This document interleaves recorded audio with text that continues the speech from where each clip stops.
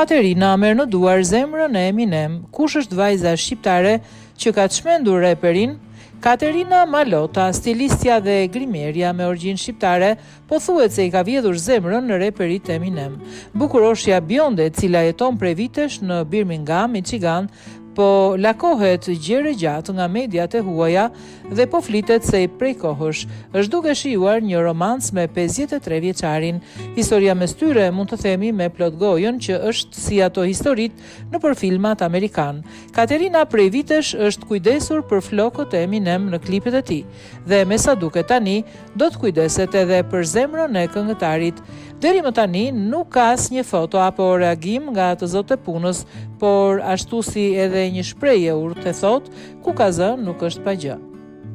Shqiptarja njihet gjerësisht në industrinë e vipave pasi prej vitesh ka punuar në sfilata nga New Yorku në Paris, me disa nga stilistët kryesor në botë. Përveç stilimit të personazheve të famshëm, ajo ka qenë edhe mentorja e talenteve të reja në kolegjin prestigjioz të artit dhe dizajnit Central St. Martin's në Londër.